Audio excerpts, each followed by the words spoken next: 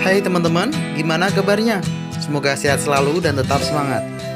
Jika pada video sebelumnya kita membahas tentang adsorpsi, maka di video kali ini kita akan membahas tentang absorpsi. Adsorpsi dengan absorpsi itu berbeda ya teman-teman. Nah, berikut adalah ilustrasi gambarnya. Untuk absorpsi, fase fluida ditransfer dari satu medium ke medium lainnya. Misalnya seperti kejadian air diabsorpsi oleh spons.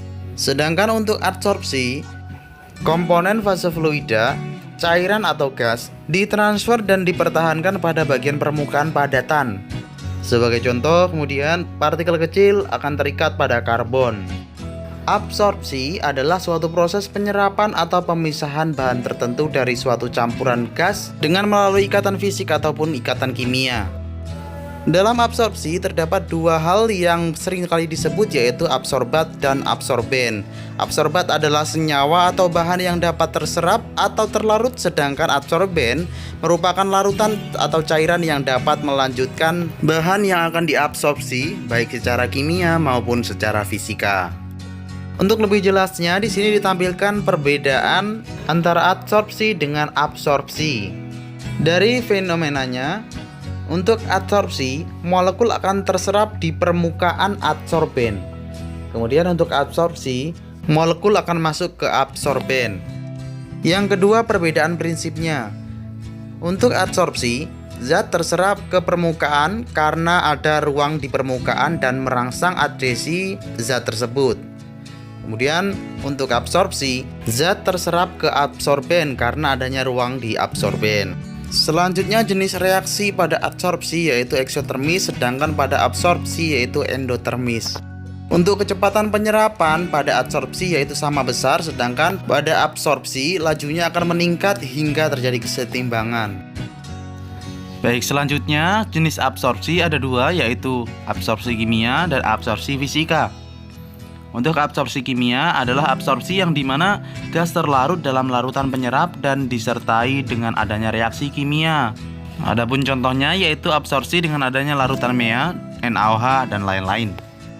Sedangkan untuk absorpsi fisika merupakan absorpsi di mana gas terlarut dalam cairan penyerap tanpa disertai dengan adanya reaksi kimia.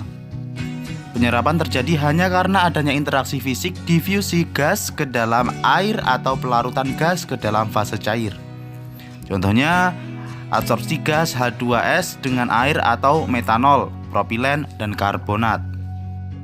Kemudian terdapat faktor-faktor yang mempengaruhi laju absorpsi. Yang pertama, luas permukaan kontak.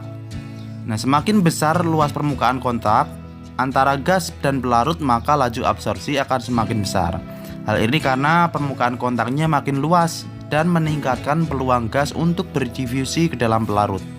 Yang kedua yaitu laju alir fluida. Jika laju alir kecil, maka waktu kontak antara gas dan pelarut akan semakin lama. Hal ini akan meningkatkan jumlah gas yang terdifusi. Dan yang terakhir yaitu tekanan. Tekanan yang besar akan meningkatkan efisiensi pemisahan. Kemudian untuk kelebihan dan kekurangan dari proses absorpsi yaitu sebagai berikut. Untuk kelebihannya, efisiensinya tinggi. Metode absorpsi efisiensinya mencapai 90%, efektif untuk pemisahan CO2, dan absorben dapat diregenerasi atau dapat kembali dengan cara pemanasan.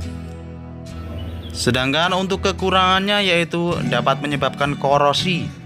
Seperti yang kita ketahui, di industri tentunya kita banyak menggunakan peralatan atau mesin-mesin, namun akan ada kemungkinan banyak sekali alat yang terbuat dari logam yang akan mengalami korosi.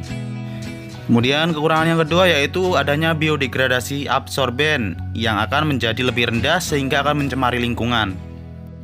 Dan yang terakhir yaitu banyaknya energi intensif untuk regenerasi pelarut. Oke teman-teman, demikian yang dapat saya sampaikan terkait dengan absorben. Semoga bermanfaat. Mohon dukungannya untuk subscribe, like, dan share video ini agar lebih banyak lagi yang menerima manfaatnya ya. Terima kasih.